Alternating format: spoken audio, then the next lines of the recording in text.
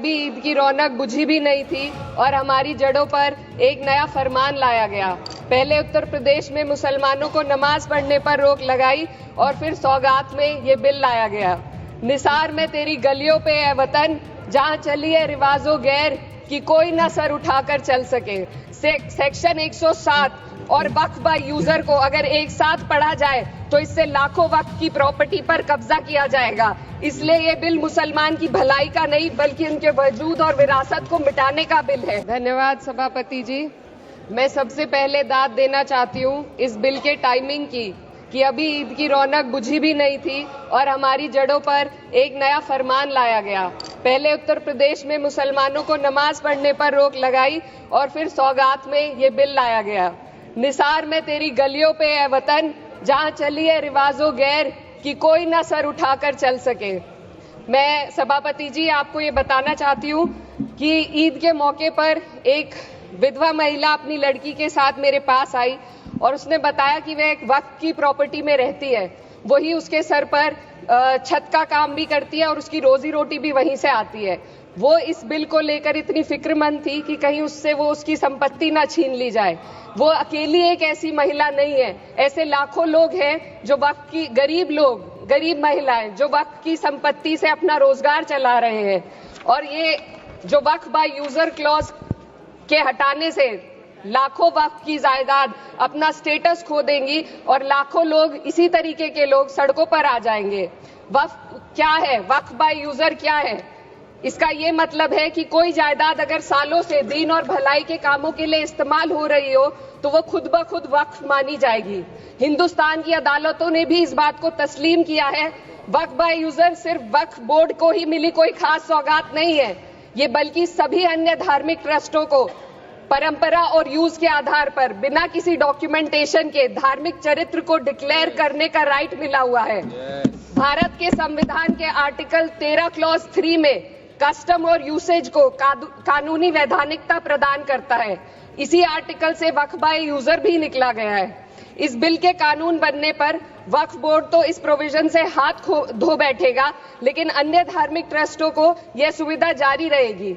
इससे भारतीय संविधान के आर्टिकल 14 और 15 का सीधा उल्लंघन है, जो धर्म और जाति के आधार पर भेदभाव और कानून के सामने सभी की बराबरी पर जोर देता है। मैं इसके साथ ये भी कहना चाहती हूँ कि सत्ता के लोग जो एक दूसरे की पीठ थपथपा रहे हैं कि वक्फ बाय यूजर का जो अमेंडमेंट इन्होंने दिया उसको एक्सेप्ट कर लिया गया है, लेकिन इनकी शरारत यह है कि उसके साथ ही एक ऐसा प्रोवाइजो इसमें शामिल किया गया जिसके आधार पर यह कहा गया है कि अगर कोई भी वक्फ की संपत्ति विवादित हो तो वो अपना वक्फ स्टेटस खो देगी। तो जो अमेंडमेंट इन्होंने दिया है, जिसको एक्सेप्ट कर लिया गया है, उसका कोई मतलब नहीं है। ये इनकी नीयत है जो साफ जाहिर हो रही है। सोने पर सुहागा एक काम और किया है। सरकार ने वक्फ की कानून के सेक्शन 107 को हटाकर लिमिटेशन एक्ट में 12 साल तक ही किसी के खिलाफ अदालत में जाने का प्रोविजन है। सेक्शन 107 में बोर्ड को लिमिटेशन एक्ट से राहत मिली हुई थी। वक्फ बोर्ड कभी भी अवैध कब्जाधारियों के खिलाफ अदालत जा सकता था। अगर ये सेक्शन ना हो तो अवैध कब्जा करने वाले लोग कानूनी प्रक्रिया का फायदा उठाकर वक्फ की प्रॉपर्टी को हड़प सकते हैं। अन्य धार्मिक ट्रस्टों पर भी ये लिमिटेशन एक्ट लागू नहीं होती, तो फिर वक्फ बोर्ड के साथ ये सौतेला रवैया क्यों किया जा रहा है? धर्म को देखकर दोहरी नीति क्यों अपनाई जा रही है? सेक्शन 107 और वक्फ बाय यूजर को अगर एक साथ पढ़ा जाए तो इससे लाखों वक्फ की प्रॉपर्टी पर कब्जा किया जाएगा। इसलिए ये बिल मुसलमान की भलाई का नहीं बल्कि उनके वजूद और विरासत को मिटाने का बिल है। हिंदुस्तान में बहुत सारे धार्मिक ट्रस्ट हैं जिसमें उस खास मजहब के लोग शामिल होते हैं और उसका इंतजाम करते हैं। और ये बात समझ में आने वाली भी है, क्योंकि जो व्यक्ति अपने मजहब के रीति रिवाज को जितना अच्छे से समझ सकता है, किसी अन्य मजहब का व्यक्ति नहीं समझ सकता। आर्टिकल 26 क्लॉज 2 के तहत धार्मिक संप्रदाय को अपने मजहबी इदारों के एडमिनिस्ट्रेशन का हक देता है, लेकिन वक्फ बोर्ड के बारे में इसको उल्टा किया जा। Sir 2 minute sir please 2 minutes.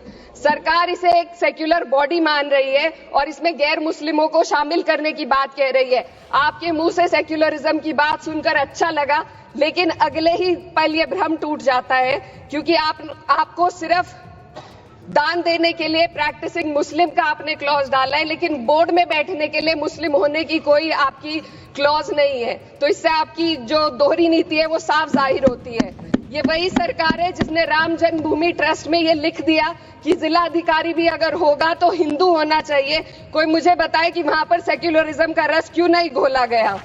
Sir, आखिर में मैं अपनी बात को खत्म करने से पहले महिलाओं का मुद्दा बार बार उठाया जा रहा है। सरकार का कहना है कि बोर्ड में मुस्लिम महिलाओं को रिप्रेजेंटेशन देंगे।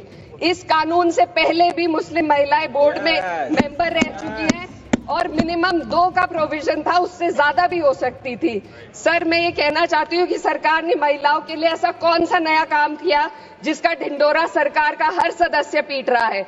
इस बात की तायीद अगर आपकी तरफ से कोई मुस्लिम महिला करती तो हम उसका यकीन भी करते, लेकिन अफसोस आपकी इतनी लंबी कतार में एक भी मुस्लिम महिला नजर नहीं आती है। सर,